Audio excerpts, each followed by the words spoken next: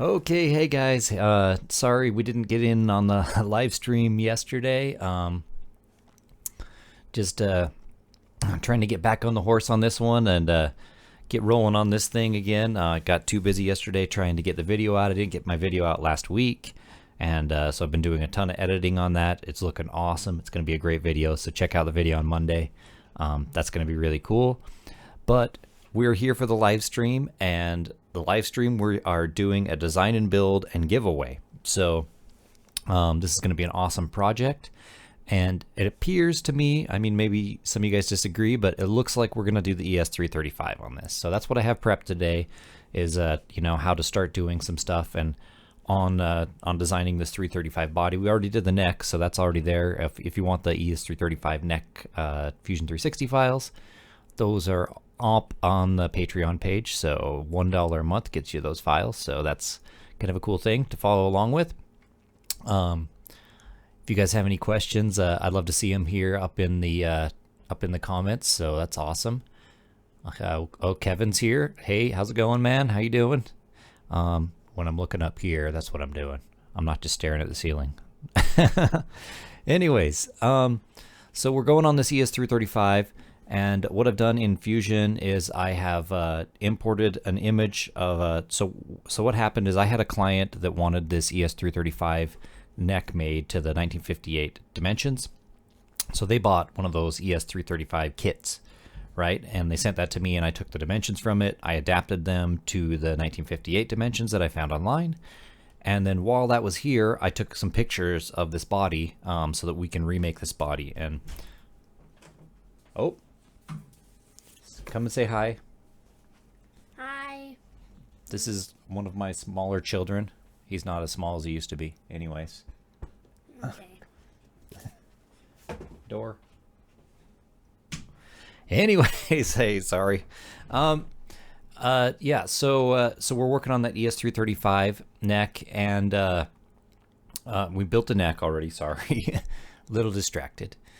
We built the neck already, and we're going to be doing some stuff for the outline of the body today. So what I want to talk to you guys today about is called proportional design. So there's a number of ways to draw the outline. We did on that jazz bass, we just used the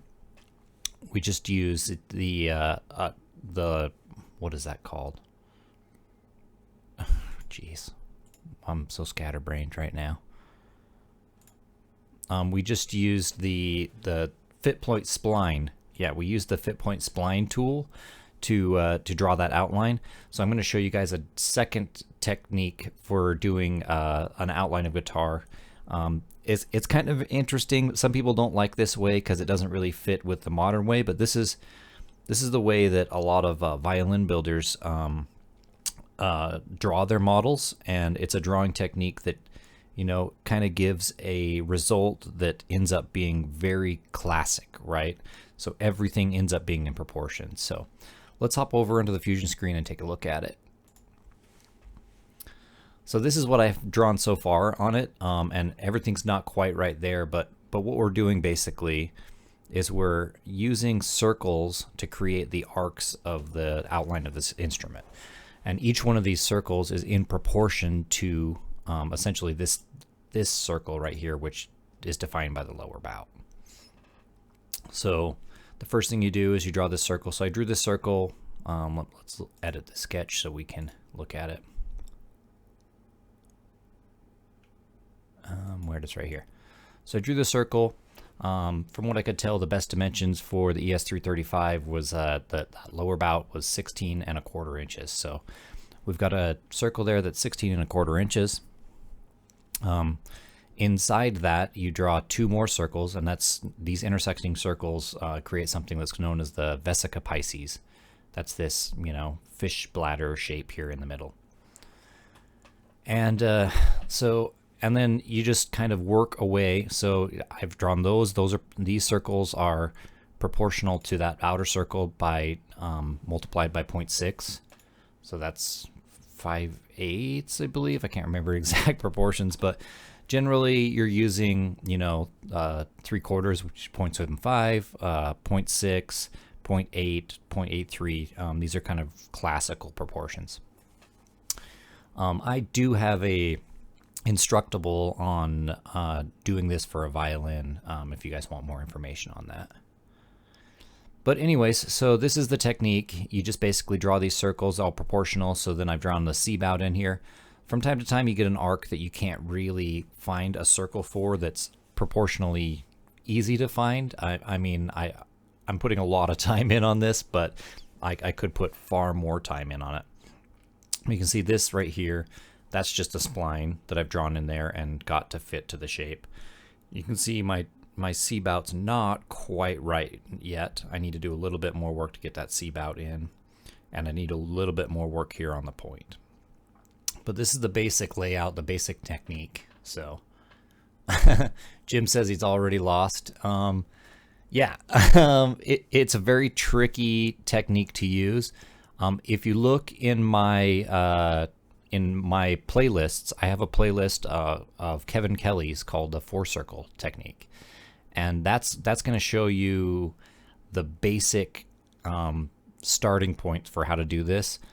This is kind of a tricky thing to do, but what it gets you in the end is, well, one, it's proportional, so the shape just looks really good. And then two, what you're doing is you're creating this shape with the smallest number of arcs that you can possibly do it. So, up to the C-bout here, I'm at like 1, 2, 3, 4, 5 arcs, right? So that gives you a distinct advantage when you're seeing parts, right? So a CNC machine is going to basically create 4 lines of code to go all the way around here. If you use a spline to make that shape, it's essentially going to divide that into thousands of tiny little tick marks, and the same G code to get around here will be just tons and tons of lines. So this simplifies your G code. It simplifies a lot of the things that are going to happen, and it's just, I don't know. I really like this technique. Some people hate it. Some people like it. But it works for me, so I think that's what we're going to go with this. I just wanted to show you guys a different way to do the outline than we did before. So we covered the fit point spline method on the jazz bass video, and I wanted to talk more about proportional design. So the proportionality is really kind of an interesting thing. This is the way architecture and a lot of design goes way back. So a lot of people say, well, how could Stradivarius do this? Well, this is a compass and a divider to create all of this work. So you can hand draw all this very easily, and you end up with a very highly proportional design that's really interesting. So maybe it's more interesting to me than it is to some other people, but I think it's an interesting thing. So yeah, if you guys have more questions about it, I'd be more than happy to discuss it more. It's a very deep subject. I'm really just getting to the surface of it myself. I spent a lot of time, but I haven't spent a huge amount of time. It's just a different technique to do this work that I was just fascinated by. So anyways, and then so I'll show you guys what I do with the next step too. So after I've created these outlines, what I'll do is I'll make a copy of all of these lines. So I just make a copy, and then I create a new sketch on the same plane, and then I just paste those into the new sketch. So then I can get rid of all those other ones. Let's get rid of the canvas too, and then you can just start deleting. So I use the trim tool usually, and you'll just start deleting the extra lines here.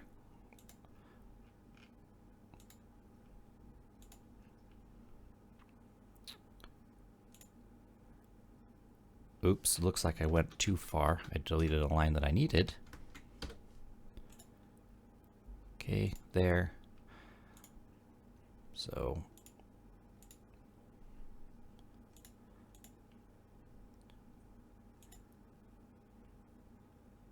just keep coming around and getting rid of all the stuff that you don't need.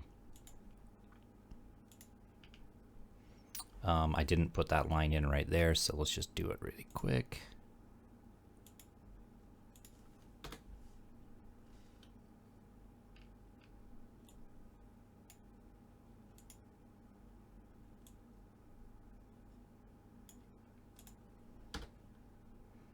So this just gives you guys an idea of the basic technique. I'm going to go through and refine this a lot more, but I just wanted to show you guys the basic technique for getting this kind of drawing. So now I can get rid of all of this.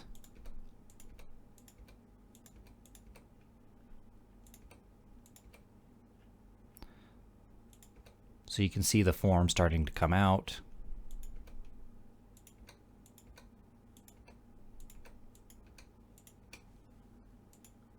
Oh, whoops. I have to go backwards because it looks like I deleted this back line prematurely. Yep, right there. There we go.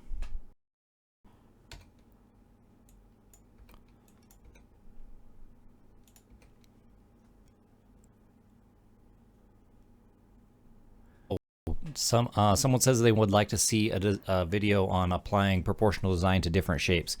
That is a very cool subject. I really like using this technique. It is quite difficult.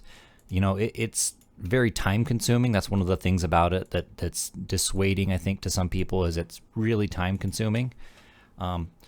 But the end result, like, you know, it's a little wonky here because I haven't really defined anything super well, but you can see you get a really contoured shape, but it's a lot of time. It's very time consuming.